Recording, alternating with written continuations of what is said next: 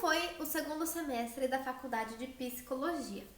Para quem não sabe, eu estou agora, neste momento que estou gravando esse vídeo, eu acabei de finalizar o terceiro semestre. Então, estou aqui de posse do meu caderno para lembrar das matérias, lembrar tudo que eu aprendi para falar para vocês, para lembrar como que foi esse semestre. Mas o meu segundo semestre, na realidade, em questão de conteúdo, seria o conteúdo do terceiro semestre. Por quê? Quando eu fui entrar na faculdade, eu entrei na metade do ano, entrei em julho ali para agosto. Com isso, eu peguei uma turma que já estava em andamento, eles já estavam indo do primeiro para o segundo semestre, e eu entrei no segundo semestre deles. Então, o segundo semestre deles é o meu primeiro semestre, mas em questão de carga da faculdade, esse segundo semestre meu equivaleria ao terceiro, tá?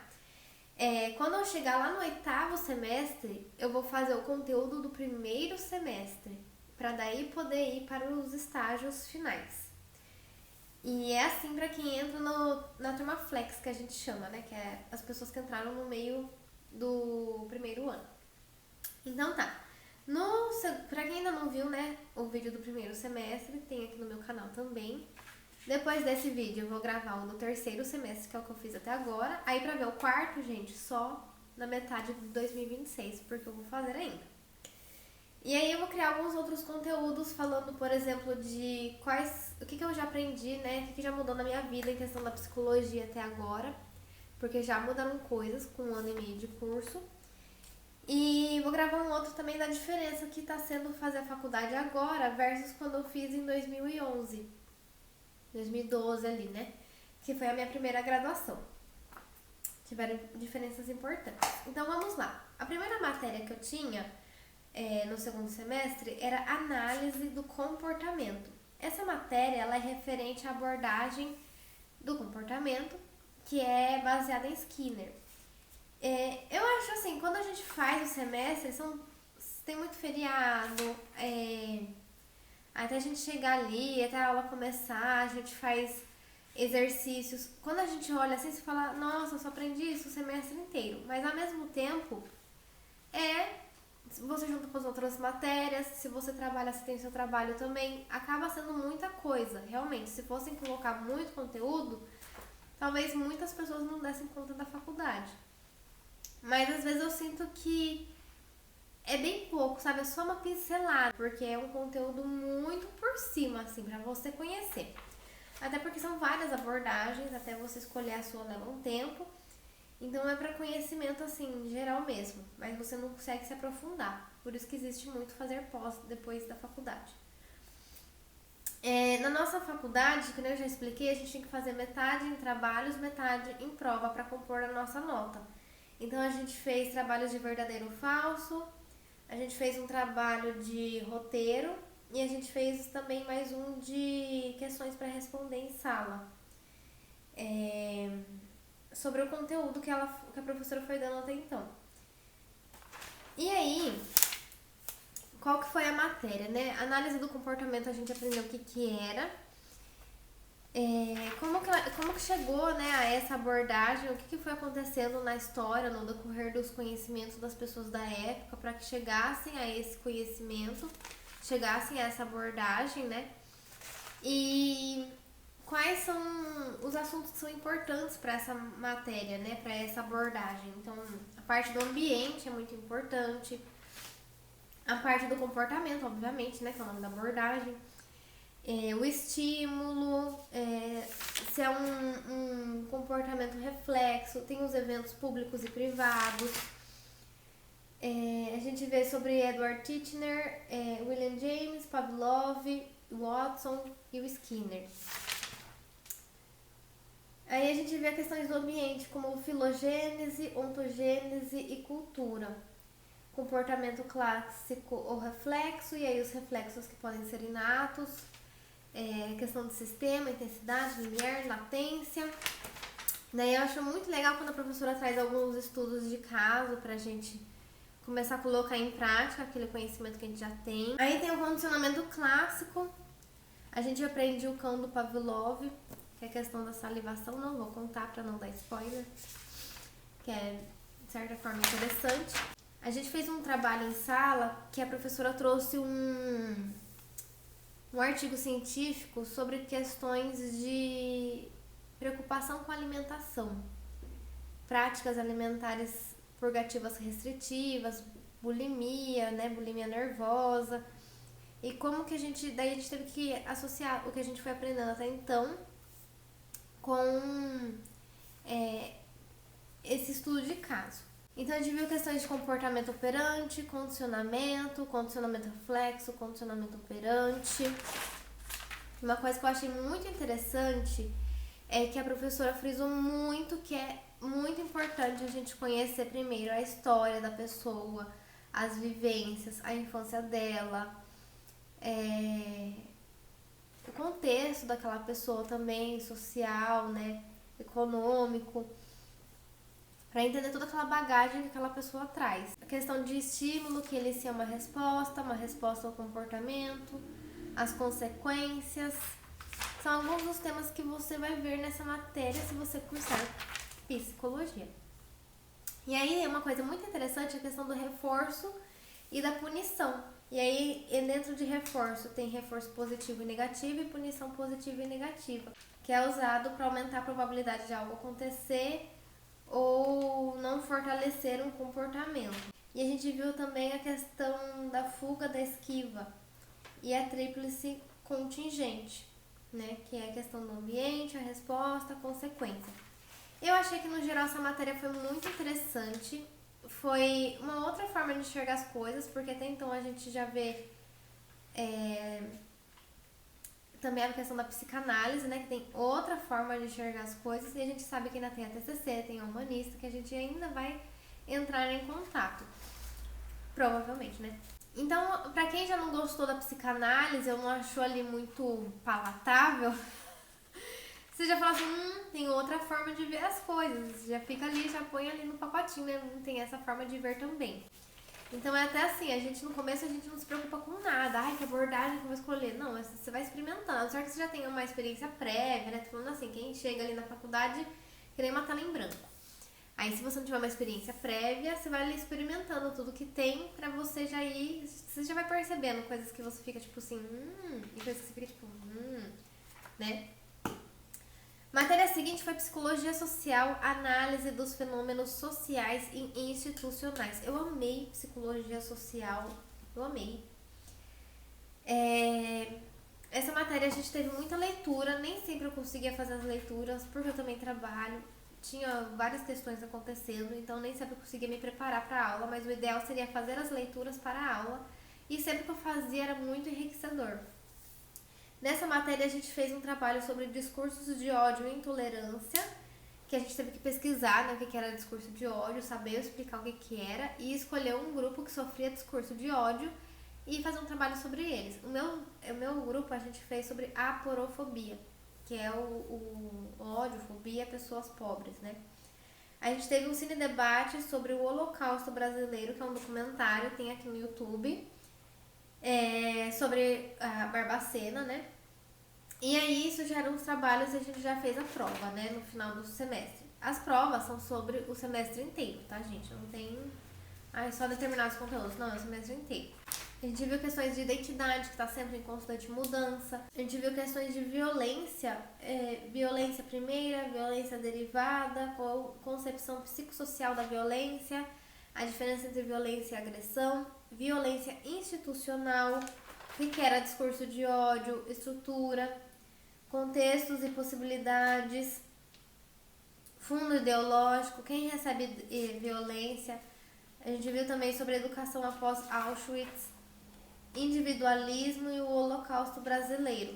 Essa matéria, pra mim, é uma matéria que é pesada, era difícil, assim, né, porque são temas muito pesados, mas é necessário, né, são coisas que vão nos atravessar durante nossos atendimentos, a nossa atuação, então é preciso que a gente esteja consciente, né, dessas questões e saiba colocá-las também no nosso contexto de trabalho. Terceira matéria foi Teorias da Personalidade 1, que é a parte da psicanálise. Quem deu essa matéria pra gente foi uma professora maravilhosa, que depois, durante esse semestre, ela se tornou coordenadora do curso. A psicanálise, gente, eu confesso que eu fico assim, tipo, acho interessante, acho, mas não intragável, não me desce muito. Eu fico querendo ver outras formas de enxergar a mesma situação, que eu imagino que tem outras formas que sejam mais de acordo com o que eu enxergo a vida. Mas a gente tem que estudar, então a gente vai lá e aprende também, né? Então a gente vê questões do temperamento, traços de personalidade, a personalidade na história, né? Como se foi desenvolvendo. A gente vê a histeria, primeira tópica e segunda tópica. Sonhos pré-consciente, devaneio, fantasia, pesadelo, conteúdo latente. Aí na primeira tópica a gente viu consciente, pré-consciente, inconsciente, pulsões, impulsos, as fases do desenvolvimento psicossocial e libido, as fases do desenvolvimento, né? Para a psicanálise, o complexo de Édipo, o id, ego e superego, como é a estrutura, né? A gente viu um caso também, que foi trazido pela professora, que a gente pôde ali fazer uma pequena análise. Tudo de forma teórica, tá, gente? Nada é realmente uma pessoa indo na faculdade, é um vídeo, um texto, alguma coisa assim. Mecanismos de defesa eu achei muito legal e a parte da psicanálise foi basicamente isso, né? Teve mais coisas aqui, mas basicamente foi isso. A gente também teve o itinerário extensionista, que a gente tem por vários semestres, que é um trabalho, não tem teoria, ela é a parte prática, que a gente tem que fazer alguma coisa relacionada com o nosso curso para a sociedade. No segundo semestre a gente resolveu fazer um trabalho com uma ILPI, que para quem não conhece, né, o ILPI é o termo correto para a palavra asilo. E a gente fez, como a gente não pode fazer praticamente nada na questão da psicologia, né, praticamente nada não, nada mesmo, até se formar, a gente resolveu ali, em contato com a psicóloga da ILPI e analisando ali o que a gente podia fazer para trazer algum benefício para eles, atrelado com as ODSs que a gente tinha que trabalhar, porque todo semestre a gente tem que trabalhar 2 ODSs. E a do semestre passado foi a da cultura, e mais uma que eu não lembro. E daí a gente resolveu fazer uma festinha para os moradores lá. Uma do bolo, outra do refrigerante, a gente fez uma vaquinha ali e fez. A gente juntou decoração que a gente já tinha, levamos rádio, uma fez playlist. E daí a gente fez uma festinha lá pra eles, que foi super legal. A gente se emocionou muito, tinha um aniversariantes, que era dia de aniversariantes lá, né? E daí eles ficaram super emocionados, agradeceram a festinha e a gente ficou mais ainda, chorando, né? Horrores. E vou colocar umas cenas aqui do que, mais ou menos, que puder. E foi muito legal, foi muito emocionante. A gente também fez a arrecadação. Uma colega fez uma arrecadação na escola das filhas dela. E ela conseguiu muitos itens, até assim, itens demais, até sobrou pra ONG, que eles estavam precisando de roupa e tudo mais. Então, o nosso trabalho foi basicamente esse. Foi muito gostoso. A gente pôde conhecer também o trabalho da ONG, a forma como que eles... Não é uma ONG, né? Não tenho certeza se chega a ser uma ONG. Mas a forma como eles trabalham, né? Que é diferente. No caso das pessoas que são pessoas idosas, acontece muito dos filhos ali, ou por questão de saúde, ou por questão financeira, de não conseguir dar a atenção necessária e coloca ali numa instituição dessas, né? Só que é muito sabido que muitas dessas instituições acabam, de certa forma, maltratando essas pessoas, ou não dando uma certa qualidade de trabalho, porque costumam ter poucos funcionários para muitas pessoas que demandam atenção, seja de conversa, seja de física mesmo, de locomoção. Não costuma ter muitos funcionários, porque as pessoas não querem ir porque paga-se pouco, né? É muito trabalho e paga-se pouco. E as pessoas que vão trabalhar nem sempre elas estão bem treinadas, nem sempre tem algum tipo de curso que realmente ensine tanto questões de lidar com as pessoas, como a questão da empatia, de entender que aquela pessoa tá ali numa fase que ela tá mais debilitada, mais sensível e tudo mais. E pra mim foi um semestre muito complicado nessa questão, porque a gente também teve mais uma matéria aqui, que foi a matéria da análise do desenvolvimento, né? Que primeiro a gente aprendeu a questão do bebê até o adolescente, e nessa fase a gente aprendeu do adulto ao idoso, né? A pessoa idosa. Algumas formas de identificar os tipos de traço de personalidade, que são 5 tipos, traços tipológicos, o adulto jovem, estilos conjugais, o psicossocial, a generatividade, como que é a questão da identidade nessas fases da vida, os tipos de doenças que podem impactar, né, nas pessoas, sarcopenia, a gente viu também questão de curatela, como que essas pessoas podem deixar alguém para cuidar delas, o luto, a depressão, como que é o envelhecimento ativo, as questões das AVDs, que é atividades de vida diária, para deixar a pessoa mais independente possível, o máximo de tempo possível também, que isso é o ideal. Que aí tem o idoso robusto e o idoso frágil, a questão das demências e os tipos de demência. Então a gente viu muito assim, as formas que deveriam ser tratadas um idoso, e a gente foi nessa ONG e a gente viu que isso realmente acontecia. Eles não recebiam, por exemplo, pessoas idosas que não quisessem estar lá. Vamos dizer assim, o filho quer pôr no asilo e o idoso não quer ir para o asilo, eles não aceitam. Tem todo um checklist lá do que eles podem aceitar, até porque é uma estrutura pequena e é uma estrutura que funciona à base de... não tem tanto financiamento, né? Então eles têm uma estrutura enxuta, mas muito bem feita, muito bem preparada. Eu achei muito interessante que nessa... vamos chamar de ONG, né? Nessa ONG eles têm um trabalho ali que às vezes o pai realmente não foi uma pessoa presente, a mãe ali não deu uma certa, sei lá, aconteceu alguma coisa durante a vida e os filhos não querem ter contato, mas lá não tem isso. O filho tem que ir, tem que visitar, é um dos requisitos para estar lá. E a psicóloga ali da instituição faz esse trabalho de terapia entre eles para reconstruir essa relação. E isso é muito bonito. Coisas que não acontecem em instituições privadas na sua maioria, né? Eu até agora não vi nenhuma aqui na minha região que fale sobre isso.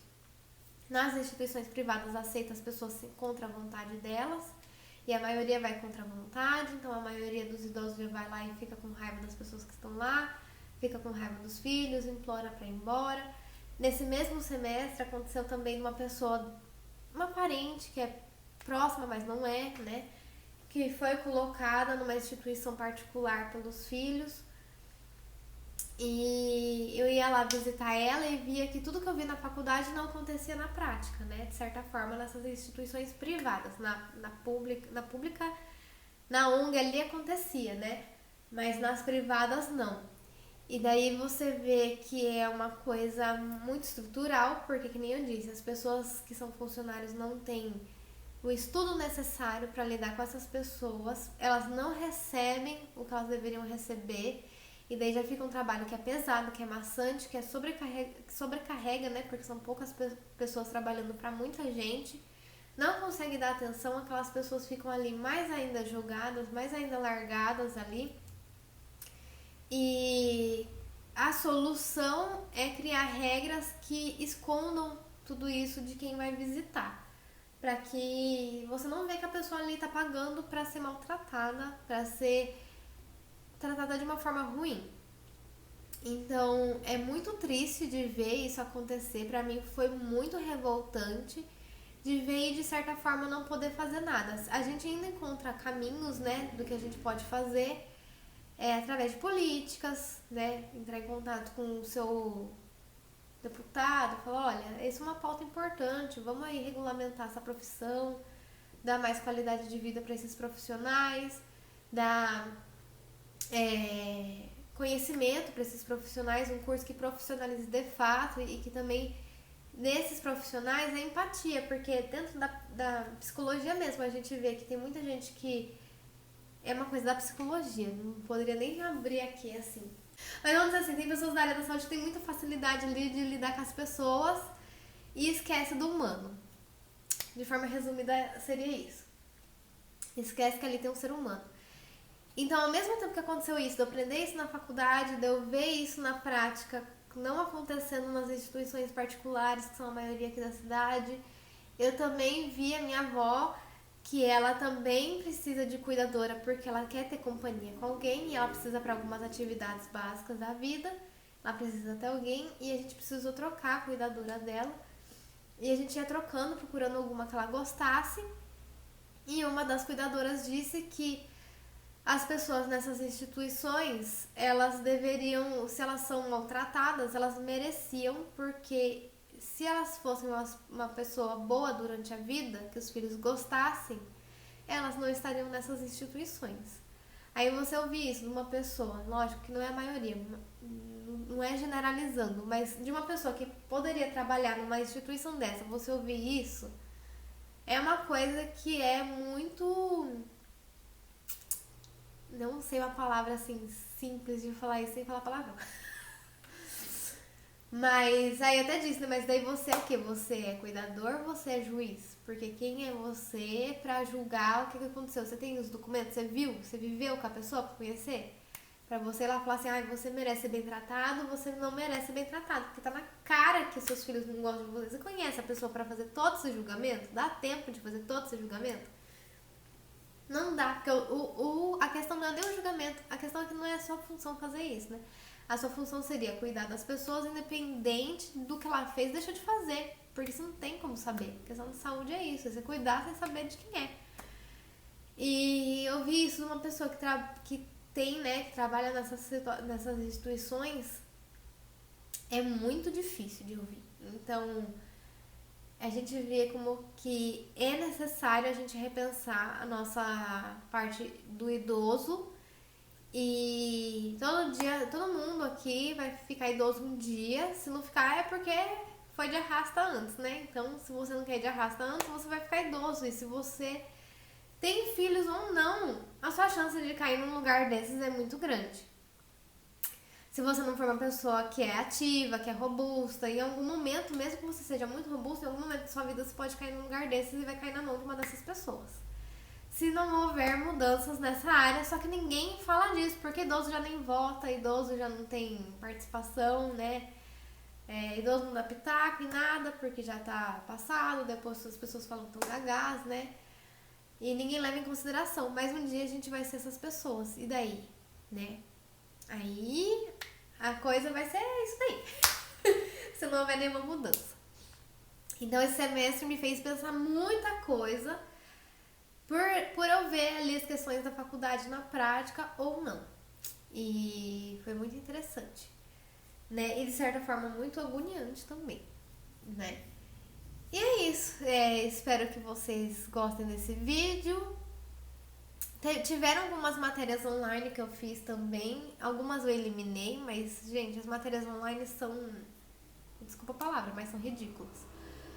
Porque a qualidade é muito inferior, são aulinhas assim, muito simplórias, muito antigas, desatualizadas. Os materiais de PDF, ok, né? Ok, uma coisinha ok ali, mas é um material muito raso e muito defasado e muito precário. Então, se a matéria é online, você já fica meio que assim. Então, imagino como que tá a qualidade das faculdades online aí, se for nesse mesmo nível, né? Não sei.